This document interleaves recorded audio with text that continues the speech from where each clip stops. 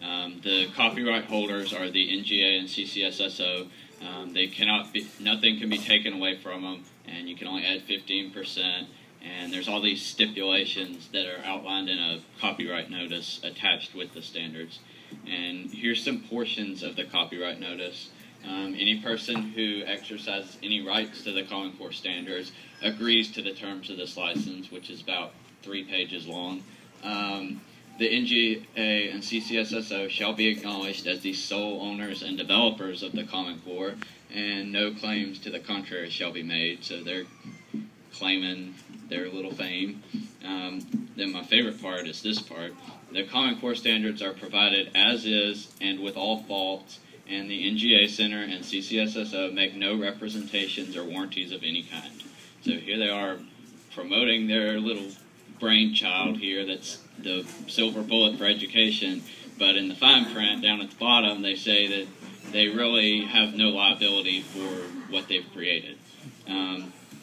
Now I want to introduce you to our friend Dr. Tom Kimbrell at the Arkansas Department of Education. He's the commissioner appointed by Governor Beebe, and he testified for, I don't know, probably 8 hours at our hearing about Common Core. And this is what he had to say when asked why the standards were copyrighted. The copyright issue, and I asked a specific question. Why did they copyright them? To keep textbook publishers from being able to take them and put them in their work.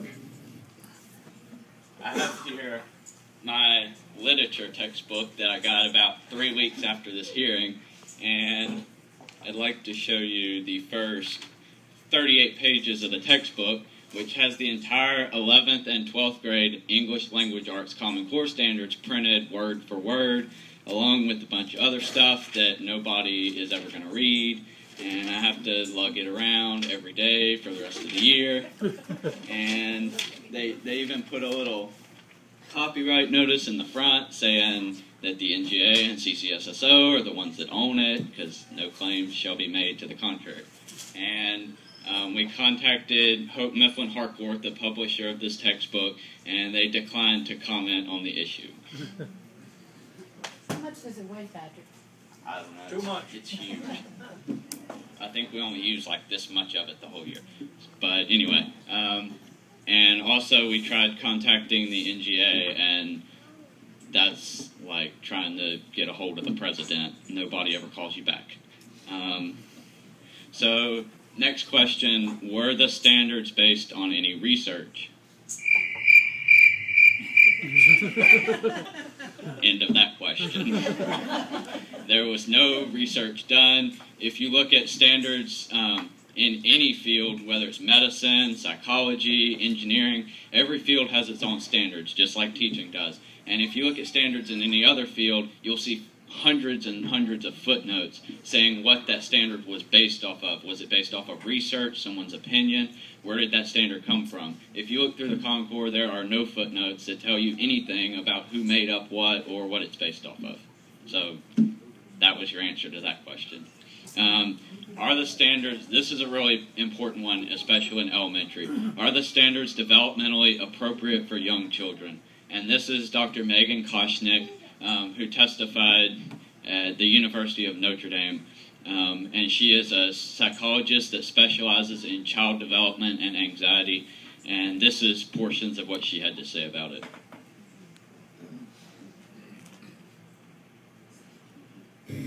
In general, I see this with Common Core, and other people, as they discuss math and English standards later, can sort this out for me. But what I kind of saw was that they saw this college and career readiness goal, and then they backed those standards down all the way to kindergarten.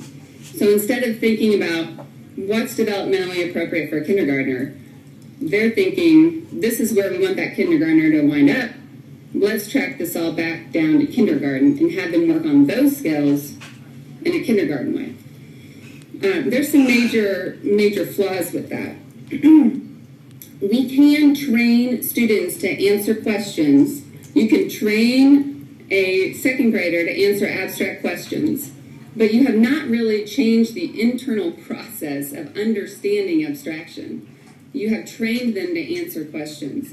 But you see this all throughout the standards. They'll talk about fewer, deeper, not a mile wide and an inch deep. They're always deeper standards, fewer and deeper.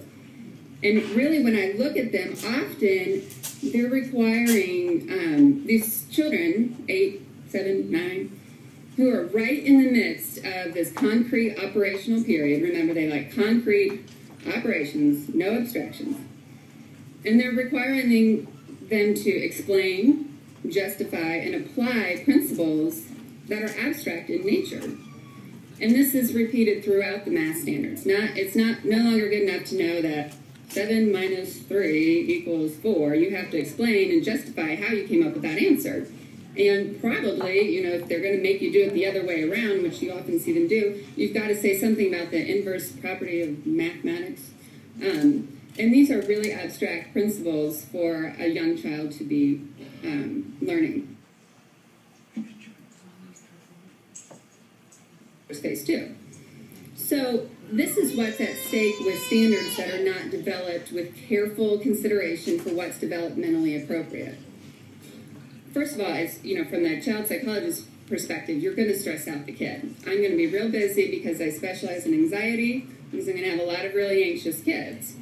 But it's going to affect the classroom as a whole, because the curriculum is going to include lessons and strategies that aren't appropriate, and the teacher's going to have to go over and over and over them to nail those down. And it's really going to leave less time for grade-appropriate materials and really no time for repeating those or repetition. So there you can see extremely expert opinion from a field that was not even consulted when these standards were developed. The next question is, what does college and career ready mean? You hear that over and over there, college and career ready standards, but that's really kind of more of a marketing term than having any meaning, because where did they come up with that? How did they find out that they were college and career ready? So this next person in the video is Jason Zimba, who was the lead architect of the math standards, and he's a professor, and this is what he had to say at a hearing when he was asked, what does college and career ready really mean? Agreement that I believe we have on this.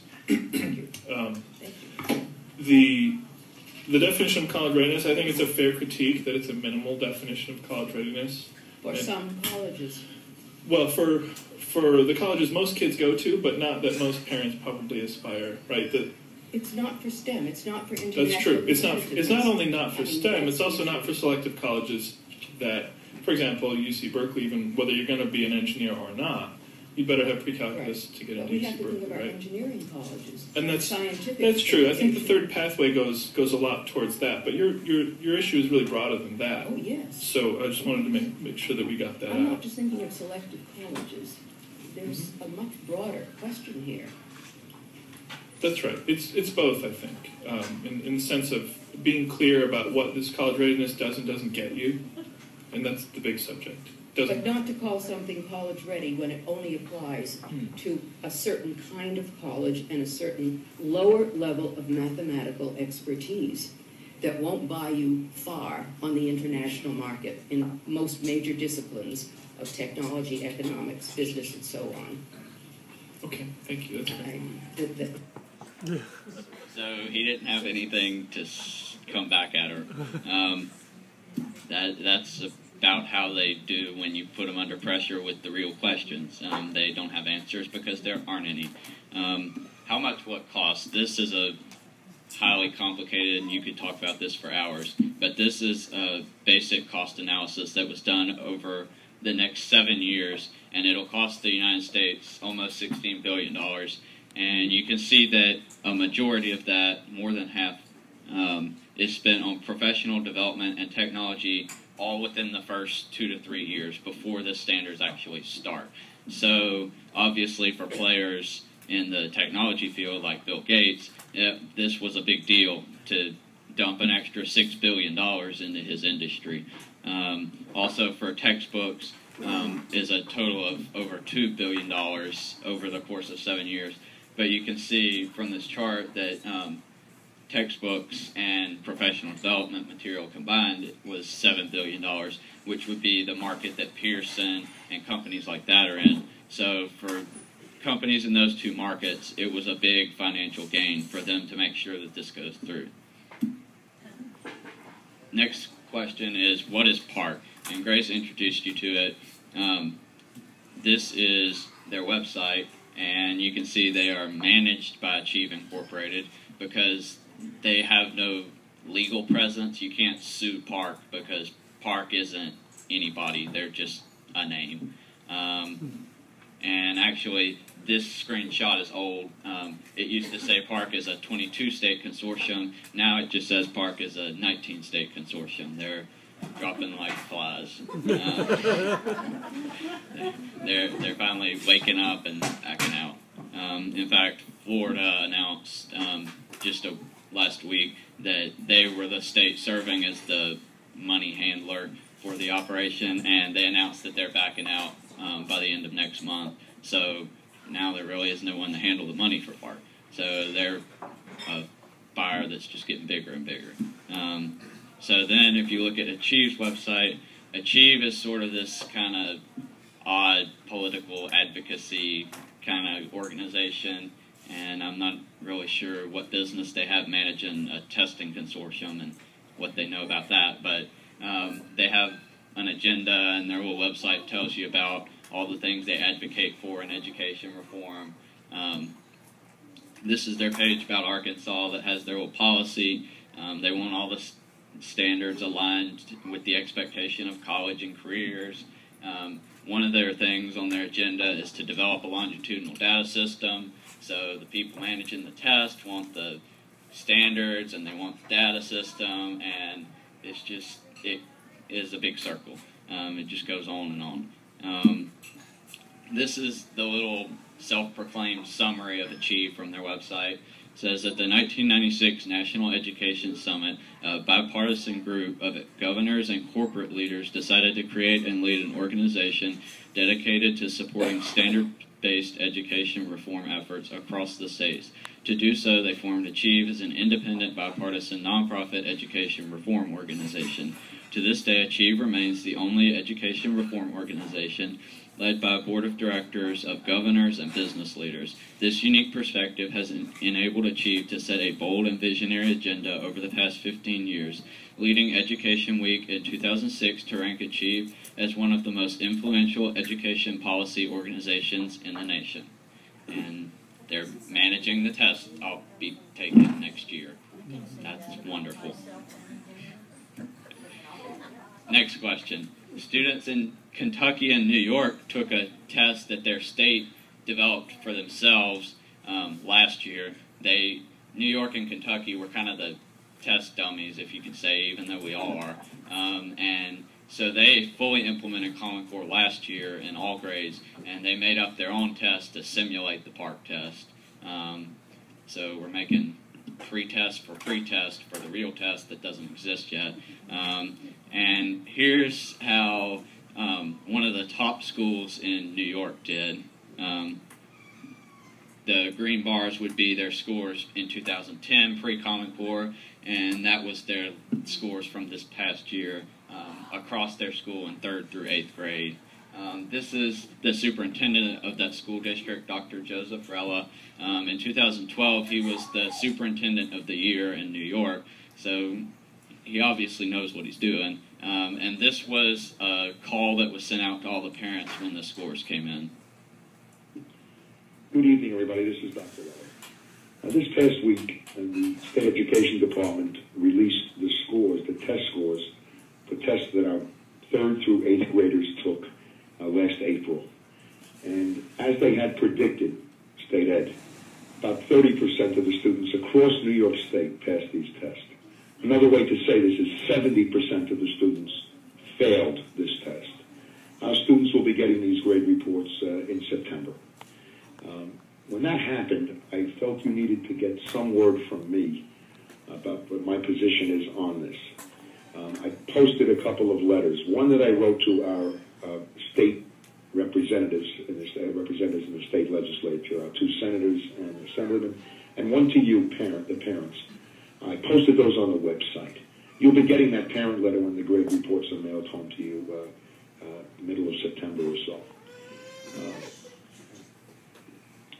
Not thinking that this would go any further, I went home.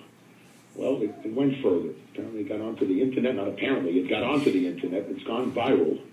And I'm getting letters, emails rather, and phone calls from not only around Long Island, but New York State and all around the country, because 44 states are involved or about to get involved with the Common Core standards. My position on this is pretty simple. The implementation and the testing associated with the Common Core is hurting our children. Okay? I think that's clear enough. I don't know, I didn't, and I don't know how I could possibly tell our kids 70% of you are failures, and because these tests are tied in the state's mind to college completion, 70% of you probably aren't college material. That hurts kids. That message is wrong. Well, bottom line is this thing has grown and grown. There's going to be a rally on Saturday at the high school. That's the end of his call. Here's a portion of his letter, and he says, "What changed this year was not our students' intelligence or the talent and skill of our teachers and administrators. What changed was the curriculum and the test. What changed was the inadequate curricular materials from the state education department. What changed was giving the test before the students were properly prepared." How will student data be collected? This is another funny topic when you start asking the people who are supposed to know the answers to these questions, because they swear up and down that they aren't collecting this data, they never will, they never have. They tell you no. And bottom line is they're sort of being bypassed too in this whole data collection attempt, because it's tied to the PARCC test, which they have no control over. The U.S. Department of Education is prohibited by law from creating a national data system, but the Education Science Reform Act of 2002 gave the federal government the authority to publish guidelines for states developing their own data systems.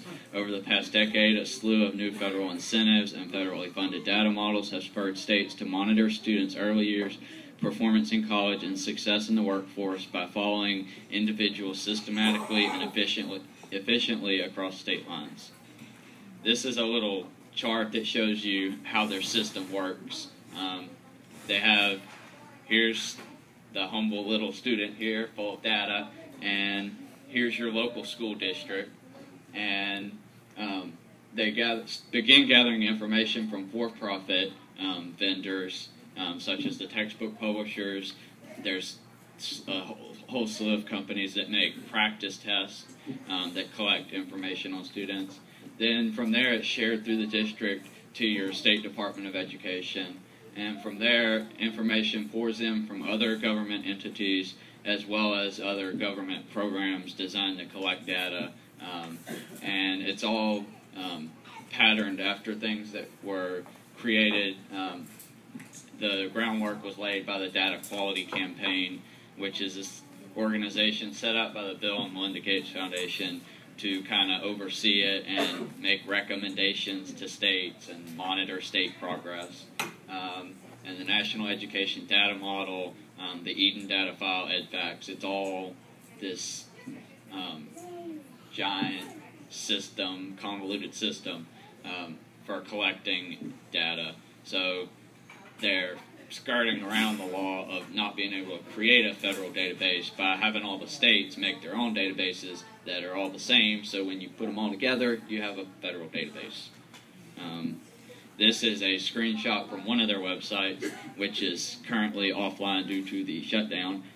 They conveniently just took it off the internet, but it says the Education Data Exchange Network and EdFacts are a federally mandated data collection and storage system through which states submit their educational data to the United States Department of Education.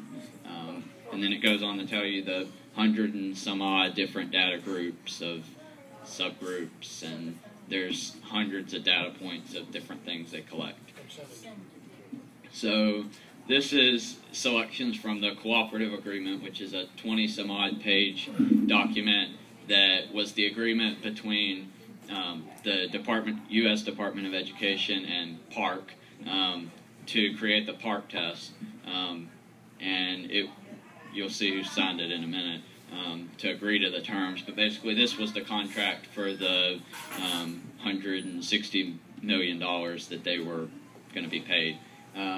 So the grantee must provide timely and complete access to any and all data collected at the state level to the U.S. Department of Ed or its designated program monitors, technical assistance providers, or research partners, as well as auditors.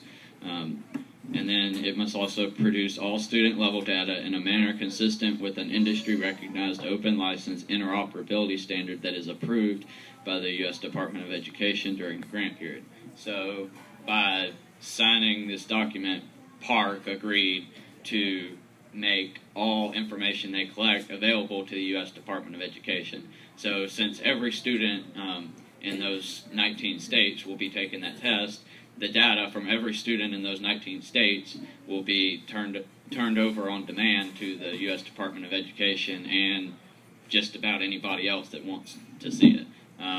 And the contract between Smarter Balance, the other testing consortium, is the exact same thing copied and pasted, so it's the same for the other one too. So there's 40-some-odd states signed up between the two consortiums, so that's like 90% of the students in America through two pieces of paper that were signed. This is the last page where it was signed. Two people from the U.S. Department of Education and two people from the Florida Department of Education signed this contract on behalf of everyone in the 22 states at the time. So none of those four people were elected, and that's not really what local control looks like either. They agreed to stuff on our behalf when we didn't elect them, any of them. So the next important question after that is, how will data be used?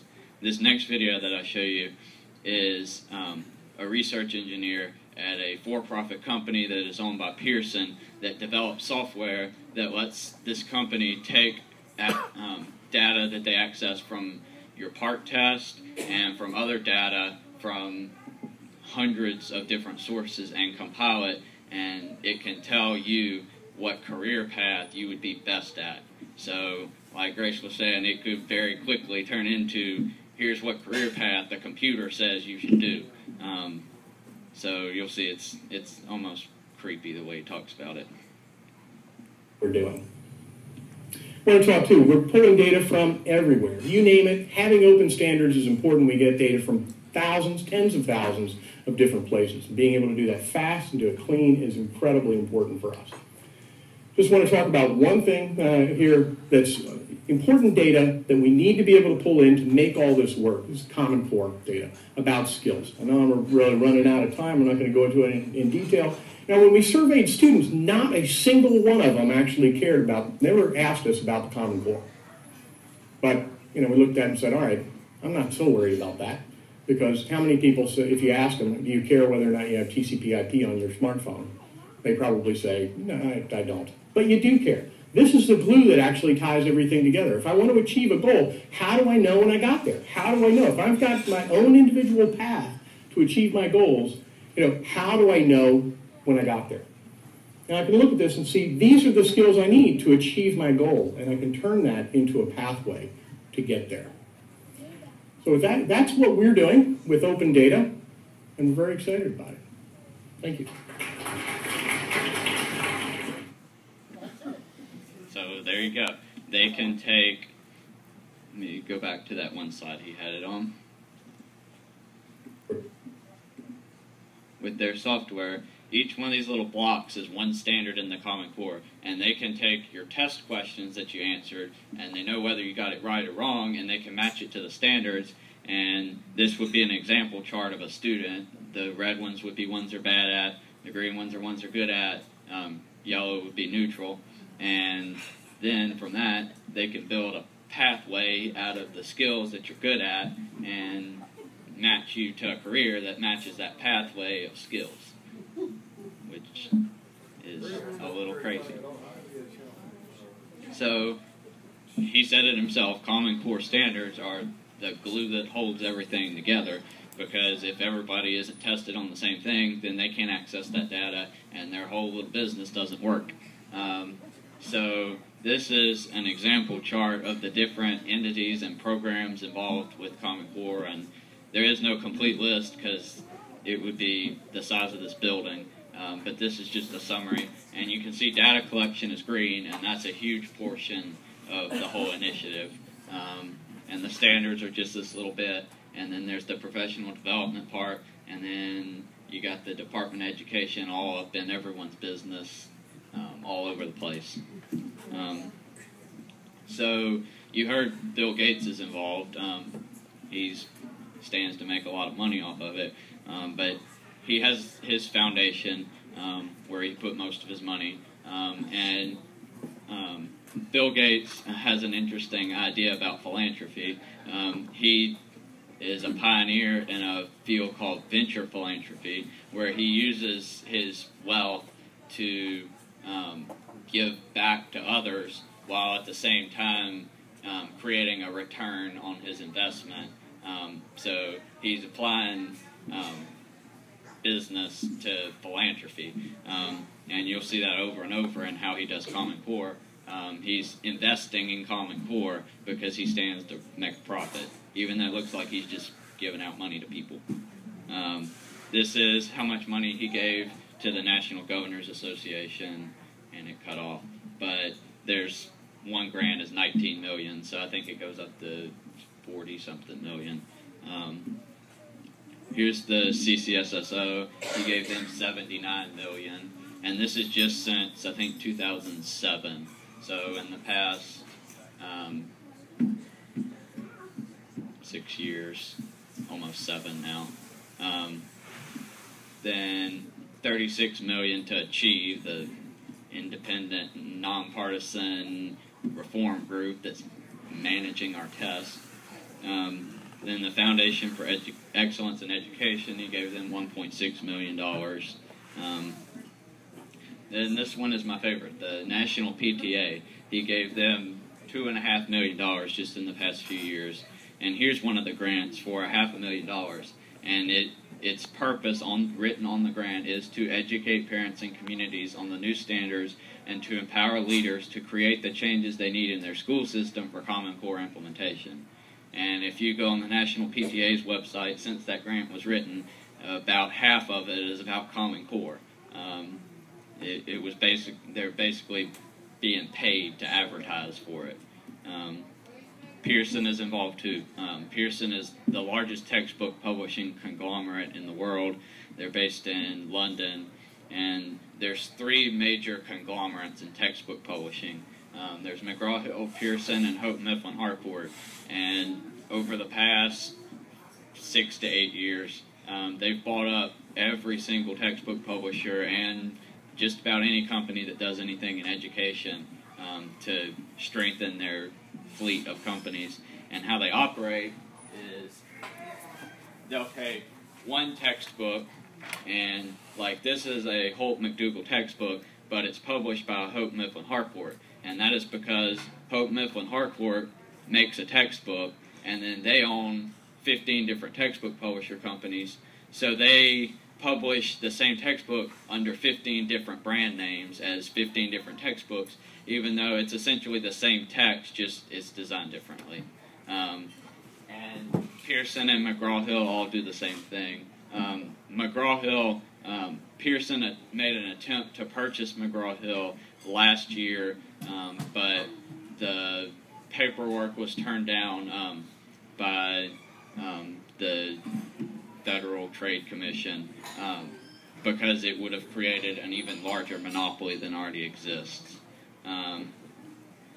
This is a report written by a business analyst in British Columbia, Canada, after Pearson was leading a push to do essentially the same thing, create common standards and a common curriculum and a common set of tests in the province of British Columbia.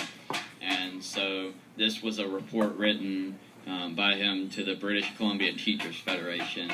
And in this report, he says, according to the investment research firm Sanford Bernstein and Company, Pearson is pursuing a variety of growth strategies, including one that will revolutionize how education is delivered to students around the world, starting with the United States. It is an ambitious attempt to further commercialize education by claiming its products and services will raise student and teacher performance, while at the same time cutting spending.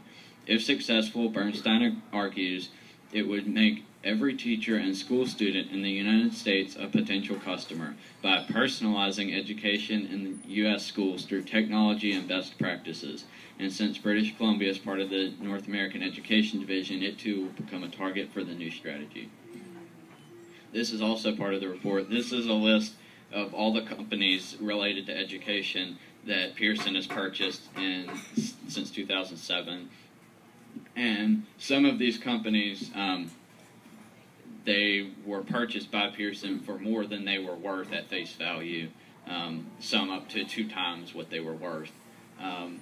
And some of these companies, let's see, SchoolNet was one they purchased that was a U.S. school data collector to individualize learning, Chancery Software, provider of student information services, Harcourt Assessment, provider of testing services.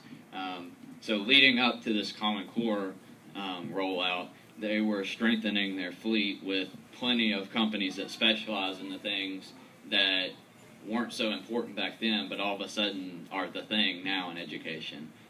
So it's very clear that they had an active role in this and could see what was coming, because they were buying companies that at the time weren't really making a profit because their services weren't needed, but now all of a sudden they're needed everywhere.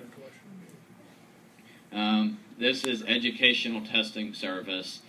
They're a company based in New Jersey. They're a non-profit company that owns multiple for-profit companies. They own and manage the College Board. They own Prometrics, which is a testing company. And they have contracts with both SBAC and PARCC to create portions of the test. And even though they're nonprofit, if you look at their most recent tax return that's available, in 2011 they reported over $1 billion in revenue and $1 billion in expenses. And basically how they operate is they go out and get contracts as a nonprofit because they don't have to pay taxes, and they're more appealing to people like PARCC. And they'll get a contract for $100 million, and then they'll take it to one of their for-profit companies like Prometrics and designate them the contract holder and run the money through their company. So it's kind of a fishy operation they're running, and now they're all involved with our testing as well. So this is a little map of the major parts of the Common Core initiative. You've got the standards over here, and they were written by NGA and the CCSSO and Achieve. And you've got the assessments, and these are the companies that have contracts to create them: Pearson, ETS, WestEd, Measured Progress. Then you have the college entrance exams, which are also affiliated with ETS. Then you've got the curriculum, you've got the textbook publishers, and the professional development. Then you've got the student information systems down at the end for the data collection. So you have Pearson and Pearson and Pearson and Pearson, and you have ETS and ETS and ETS, and you've got Microsoft down in the student information systems. So if you look where the people put their money, the federal government put their money in just about everything except curriculum, because they're prohibited by law from creating a curriculum, so they intentionally kept their money out of curriculum. And then the Gates Foundation gave money all over the board to just about anyone. So the bottom line is the standards are copyrighted by private organizations who don't represent who should have been represented to create those standards. They were not based on any peer-reviewed research. They only are designed to prepare students for a 2-year non-selective university. Tests are very subjective and more dependent on actually knowing how to play the game than actually knowing the content. Data will be collected and shared without parental consent. Contracts were signed by people who have no accountability to us as citizens. Major supporters of Common Core either have financial interest or are literally being paid to support it. And the Common Core standards are the glue that holds the entire thing together. That's it.